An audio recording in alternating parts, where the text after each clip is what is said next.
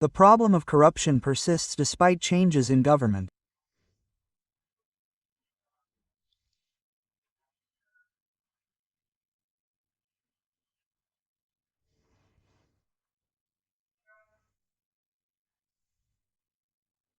This general overview, which has contaminated public life for too many years, has been the subject of this case that has been occupying us since last night, when Luciana Juna's program on TN showed photos of the bomber plane that arrived from Florida, the United States, on February 26.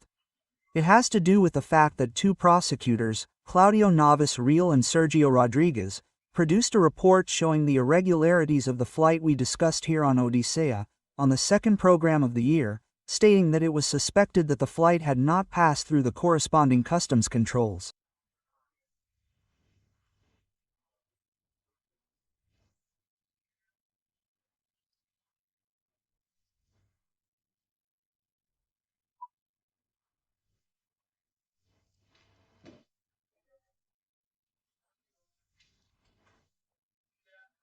First, only one passenger flies, Laura Bellion Arrieta, who is someone with ties to the government because she is one of the leaders of an organization called CPAC, a conservative organization through which President Javier Milei and, above all, his top advisor Santiago Caputo, interact with the Republican Party in the United States and, especially, with Donald Trump's sector.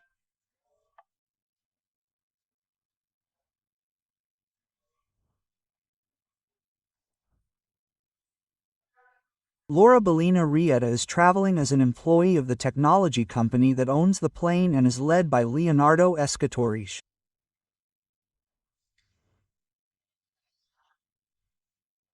In all the images that the control agencies provide to prosecutors Navas Real and Sergio Rodriguez, one image is especially important.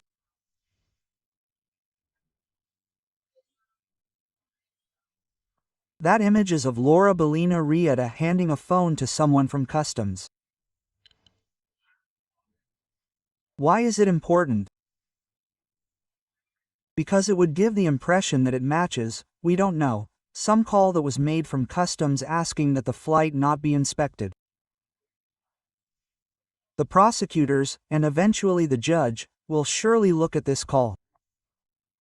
It is important because it would reveal whether or not there was some higher-up intervention through which it was ordered that the flight not be inspected.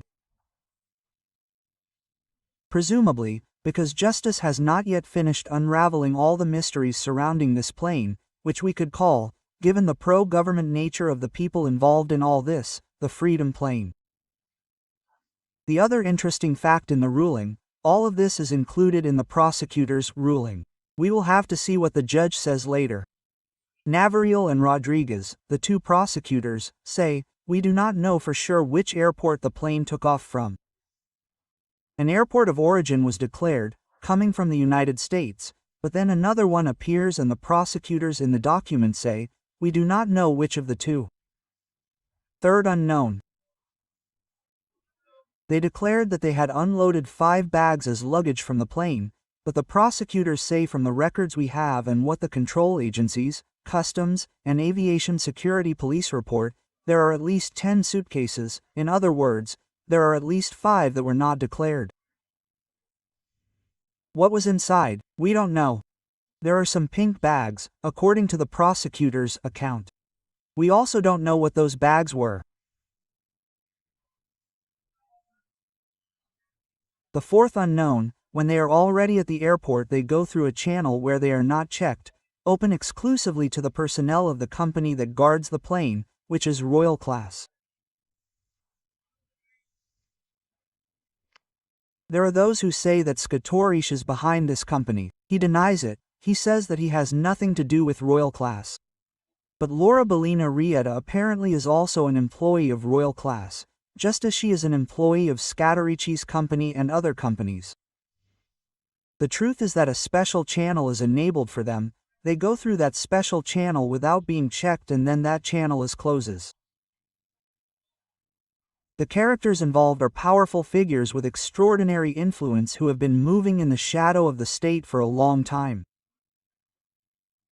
So, it is this, in addition to the rarity of the flight, that gives meaning to this story.